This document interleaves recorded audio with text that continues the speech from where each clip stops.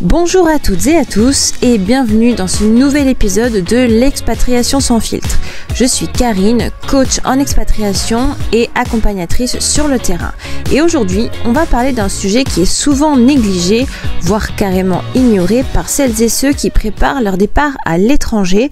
Pourtant, c'est un élément de sécurité assez vital. On parle ici de l'assurance et plus précisément de ce qui peut réellement t'arriver si tu pars sans assurance. Alors oui, c'est pas le sujet le plus glamour de l'expatriation, mais si tu dois écouter un seul épisode pratique avant de partir, ce serait bien celui-ci.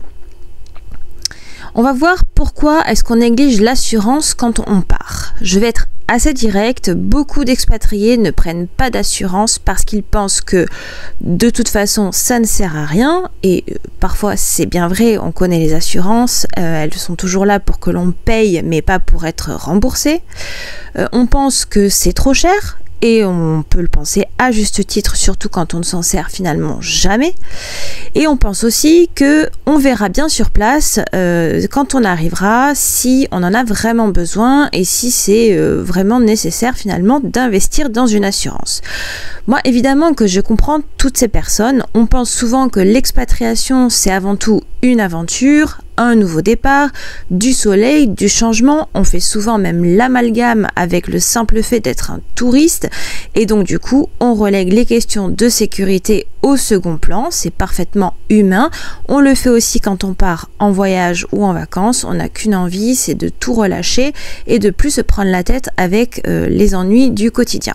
Sauf que la vérité, c'est que un imprévu, surtout en matière de sécurité, de santé, une urgence médicale, une situation juridique, eh ben ça peut clairement vous ruiner des mois, voire des années de projet. Si vous n'êtes pas assuré, quel que soit le domaine d'assurance dont on parle, vous pouvez vraiment y laisser des plumes financièrement et psychologiquement.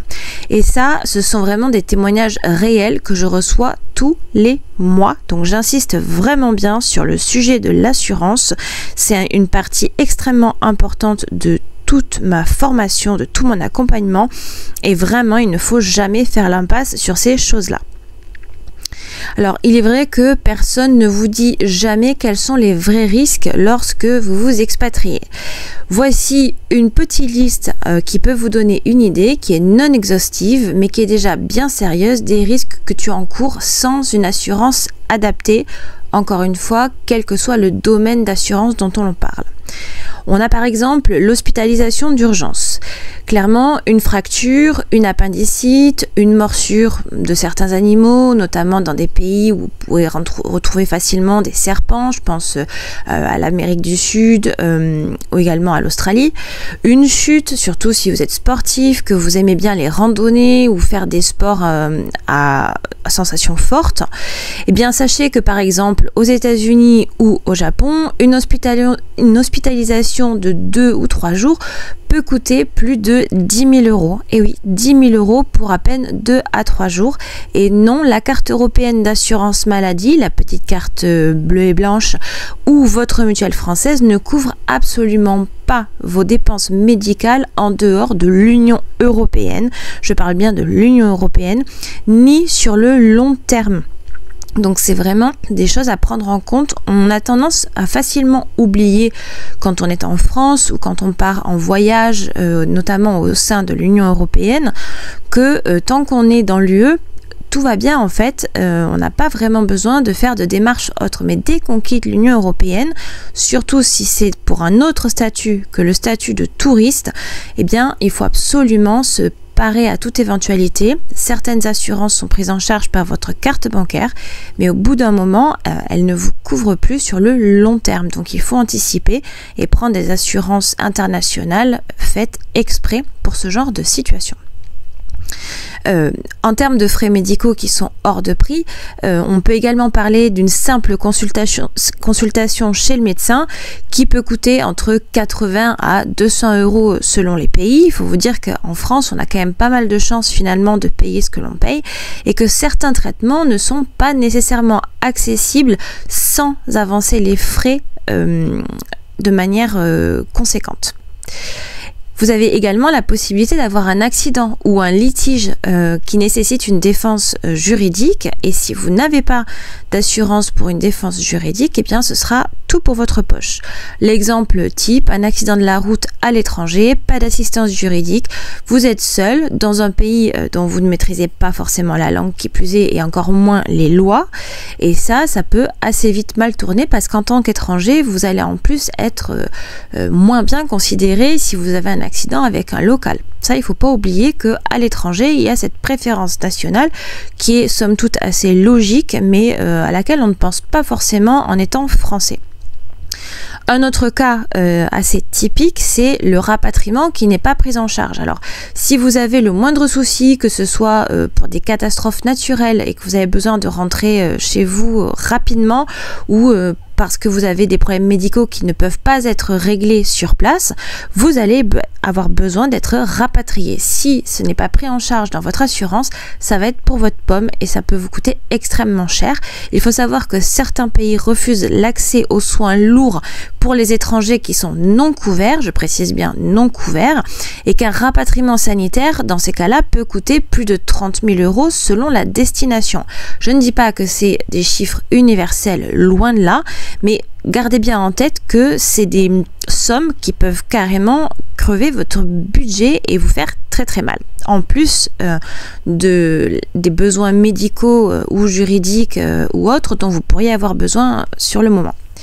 Et enfin, on peut parler de la responsabilité civile du type votre enfant se casse quelque chose dans un logement que vous avez loué, ou alors votre chien mord quelqu'un d'autre, ça c'est des cas un petit peu classiques, et sans assurance responsabilité civile internationale, j'entends bien internationale, c'est vous qui allez payer, et ça peut chiffrer vite. Je pense que j'ai été assez claire sur ce point-là. Alors, qu'est-ce qu'on fait pour parer à toutes ces éventualités? Il existe différents types d'assurances spéciales pour les expatriés, pour les personnes qui vont vivre dans un autre pays sur du long terme que dans leur pays d'origine. Donc, il n'existe pas une seule bonne assurance, il n'y a pas de recette magique, mais plusieurs options selon votre situation. Les assurances, et ça, si vous avez un petit peu l'habitude, vous le savez, c'est vraiment du cas par cas, que ce soit l'assurance voiture, ça va être en fonction de la voiture, en fonction de votre âge, du temps depuis lequel vous avez votre permis, si vous avez un bonus ou un malus, si vous avez eu des accidents, si vous avez déjà dû faire intervenir votre assurance. Enfin, ça prend en compte énormément de choses. Ça prend en compte aussi le type de couverture que vous souhaitez. Ça, c'est vrai dans tous les types d'assurance, Il y a toujours plusieurs degrés de couverture. Donc, on va voir un petit peu ce qu'il est possible de faire, et je vais vous donner quelques pistes pour vous renseigner et pour voir quelles assurances il vous faut, ou du moins je vous recommande si vous vous expatriez. Voici donc les principales assurances. Commençons notamment par l'assurance santé. Alors, l'assurance santé internationale, dans ce cas-là, va couvrir vos besoins de santé à l'étranger, souvent avec hospitalisation incluse, les consultations, les médicaments. Vous avez des assurances très connues sur le secteur du type April International. Vous pouvez aussi contracter la CFE, la Caisse des Français de l'étranger, qui est l'équivalent de la sécurité sociale version expatriée, donc elle vous remboursera sur la base de la sécurité sociale, plus faire appel à une assurance complémentaire internationale. C'est pas forcément le meilleur combo, parce que bien souvent ça va vous coûter plus cher de prendre ces deux-là plutôt qu'une seule assurance santé privée internationale, mais suivant votre situation, ça peut quand même être intéressant. Vous avez également Allianz Worldwide, qui est donc la branche internationale de Allianz, et il y en a plein d'autres comme ça. Vous pouvez tout à fait faire vos recherches, faire des comparatifs et faire appel à des courtiers pour vous renseigner sur les assurances santé possibles selon votre situation et votre pays d'expatriation. Vous avez aussi les assurances expatriation complète. Alors, qu'est-ce que j'entends par là? Ce sont des assurances qui vont inclure la santé, l'assistance, le rapatriement, la responsabilité civile et parfois même l'assurance scolaire si vous avez des enfants. Donc, c'est vraiment une espèce de package pas prise de tête. Par contre, forcément, ça a un coût. Encore une fois, en fonction de votre pays de destination. Donc là, renseignez-vous bien en fonction de votre situation. Ça peut être très intéressant de prendre un package plus complet que de prendre des assurances de manière dissociée. Il y a également, alors ça tout le monde la connaît, l'assurance voyage. Alors celle-ci, attention, lorsque vous êtes expatrié, elle n'est valable que pour de courts séjours. Elle n'est pas du tout adaptée à une expatriation. Donc c'est vraiment en général 90 jours, la longueur moyenne, on va dire, des visas touristiques. Donc cette assurance-là ne vous couvrira pas si vous passez 1 an dans un pays. Ça c'est impossible, ce serait beaucoup trop beau. Vous avez également, donc si vous avez des animaux, les assurances animaux spéciales expatriation. Si vous partez avec votre compagnon ou vos compagnons, qu'ils soient à 4 pattes ou qui n'aient pas de pattes, qu'ils aient peut-être des ailes ou des écailles, sait-on jamais, vous pouvez tout à fait penser à eux aussi. Tous les pays n'ont pas d'équivalent à nos assurances vétérinaires. Nous avions une assurance vétérinaire que nous avons toujours d'ailleurs pour nos 3 chats, qui est Swiss Life. Pour l'instant, on n'a pas eu à s'en plaindre. Il y a eu les remboursements qui ont été faits quand on en a eu besoin.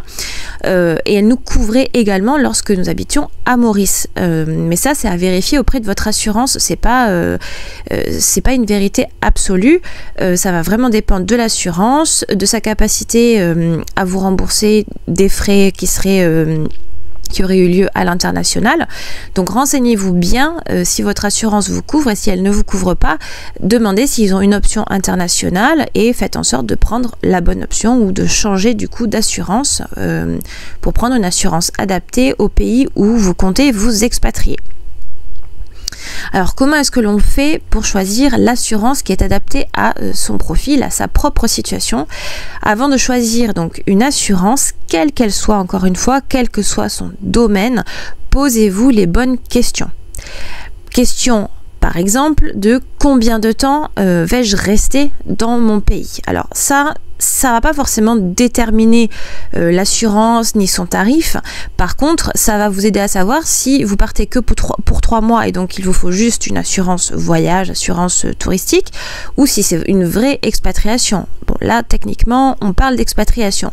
Donc à partir de là, peu importe la durée de votre séjour dans le pays étranger en question, il va vous falloir une assurance santé expatriée, oui, internationale, comme si vous étiez en France et que vous aviez votre mutuelle.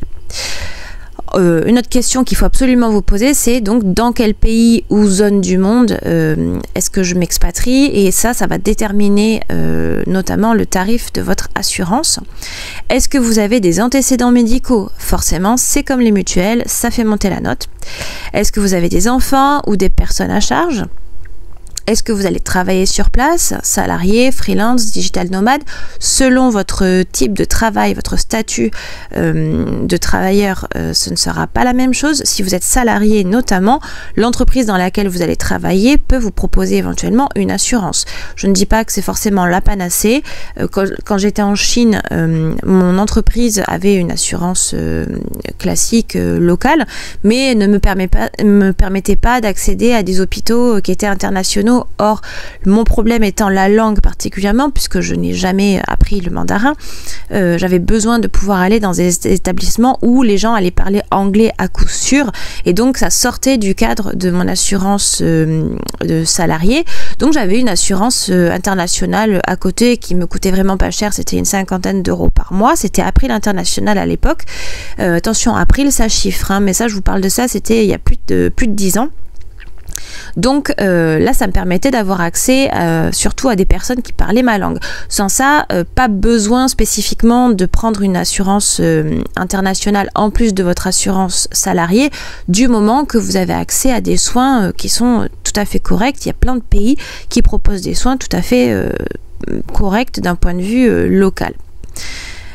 Et enfin, est-ce que vous avez besoin de garanties supplémentaires, que ce soit juridique, scolaire, maternité?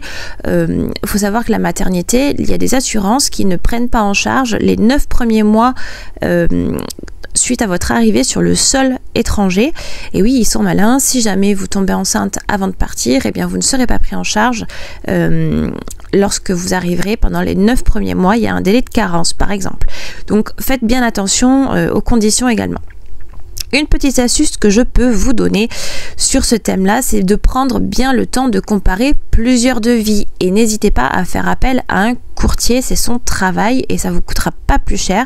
Lisez bien les petites lignes, certaines assurances excluent aussi des maladies préexistantes, voire refuseront de vous assurer si vous déclarez un petit peu trop de passifs familiaux ou ils vont exclure également les frais dentaires ou les frais d'optique, comme c'est généralement le cas chez nous. Et bien, dites-vous que les assurances internationales ont ce même système. Alors, dans cette même ligne d'idées, voici quelques erreurs classiques à éviter lorsque l'on parle d'assurance, notamment pour l'étranger. Donc, croire qu'on est déjà couvert par la carte bancaire ou par la sécurité sociale. Comme on l'a vu, c'est vrai dans une certaine mesure si vous partez en voyage. En revanche, lorsque vous commencez à rester longuement dans un pays, eh bien non, vous n'êtes absolument plus couvert par tout ce qui est de l'origine française. Ça paraît logique finalement, mais on a tendance à pas forcément s'en rendre compte ou à y penser.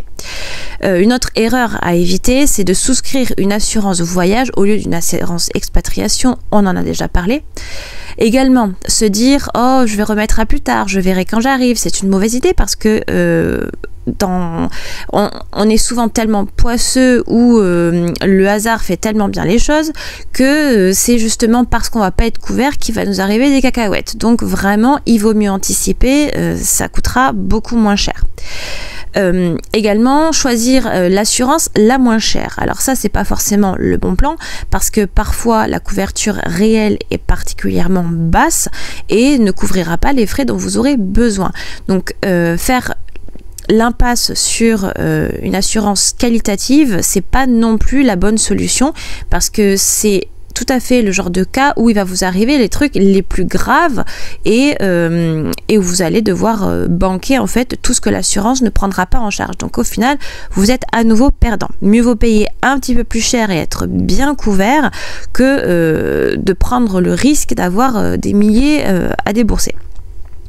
Et enfin, une cinquième erreur classique à éviter, c'est oublier d'assurer son conjoint, ses enfants, ses animaux, parce que oui, ok, on peut penser à nous-mêmes, mais des fois on pense pas, ah bah oui, mince, j'ai d'autres personnes ou mes animaux qu'il faudrait peut-être que j'assure également. Donc voilà, bien faire le tour de la question, prévoir qu'il y a plusieurs éléments à prendre en compte dans chacune des assurances et que il faut absolument trouver la meilleure formule qui est faite pour vous en tant qu'individu, mais pour vous en tant que couple, en tant que famille, en tant que propriétaire d'animaux. Et comme je vous le dis, je vous le répète, n'hésitez pas à passer par un courtier ou à minima un comparateur d'assurance. Donc, en gros, ce que j'essaie de vous dire depuis le début dans cet épisode, c'est qu'une assurance n'est pas un luxe, c'est vraiment une condition de survie à l'étranger. Il peut tout à fait ne rien vous arriver, je ne suis pas en train d'être catastrophiste, et de vous dire prenez une assurance, ça va être une catastrophe. Non, bien sûr que non, mais mieux vaut prévenir que guérir. Donc ne partez pas sans avoir vérifié les conditions minimales de couverture dont vous avez réellement besoin. Et si vous voulez être sûr de ne rien oublier et de savoir exactement quelle assurance va bien correspondre à votre projet d'expatriation, vous pouvez accéder à mon programme où j'aborde ce sujet en profondeur. Croyez-moi, il est abordé plus qu'en profondeur. N'hésitez pas à réserver un appel avec moi pour qu'on définisse ensemble les bonnes options selon votre profil, votre pays, la durée de votre séjour et j'en passe. Le lien est en description du podcast. En tout cas, merci infiniment pour votre écoute. Et si cet épisode vous a aidé à y voir plus clair, pensez à le partager autour de vous, à commenter. Ça peut vraiment éviter des catastrophes aussi à d'autres personnes.